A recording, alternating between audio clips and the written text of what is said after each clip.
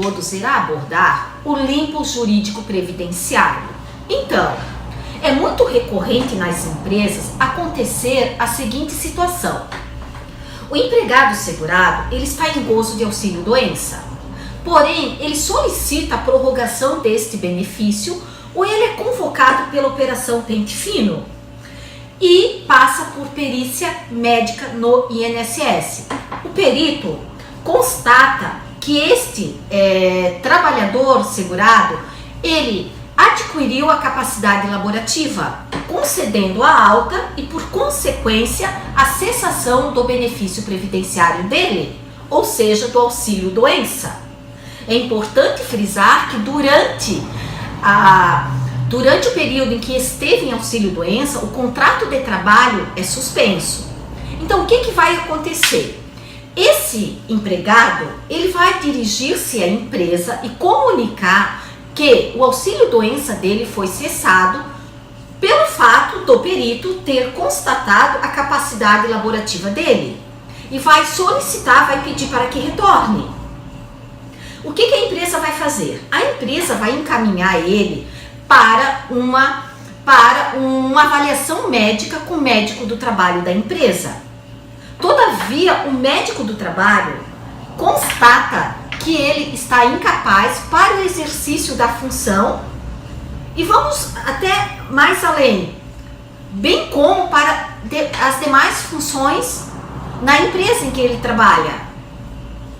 Então ele está incapaz. Existem dois pareceres conflitantes. Perícia do INSS diz que ele está capaz para o trabalho. O médico do trabalho diz que não. Então o que vai acontecer? Ele não recebe o benefício previdenciário e não recebe o salário. Esse período em que ele não recebe nenhum nem outro é chamado de limbo jurídico previdenciário. E pergunta-se, quem é o responsável pelo pagamento do salário dele? É a empresa. A empresa é a responsável pelo pagamento, porque o contrato não está mais suspenso, portanto, vigente todas as cláusulas.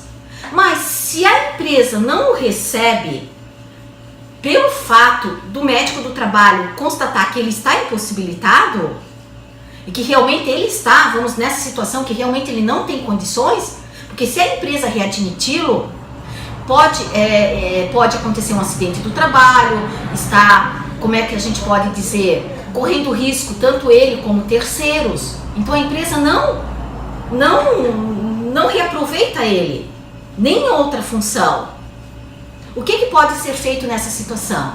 Essa situação é uma situação muito complicada, tanto para o empregador como para o empregado. Nós temos que olhar os dois lados. Por quê? Porque o empregado, ele fica sem um salário. E o empregador, ele tem a obrigação de pagar esse salário, que é uma verba alimentar.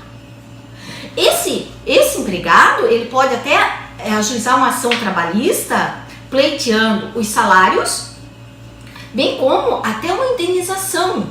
Por quê? Porque a empresa tem a função social e ela não cumprindo essa função social pode gerar uma indenização por danos morais. Então, o que acontece?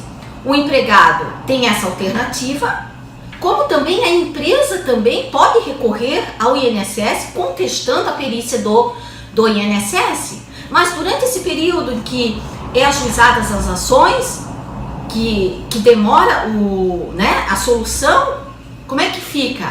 A empresa, ela é responsável pelo pagamento dos salários. Então, você segurado, trabalhador, e você também empresário que encontra-se nessa situação, que é muito comum acontecer este fato, procure esclarecer todos os direitos, todas as possibilidades que você tem para resolver esse conflito, que é readmitir o funcionário ou não, quais as consequências de readmitir e quais são as consequências de não. Então, procure seus direitos. Muito obrigada pela atenção.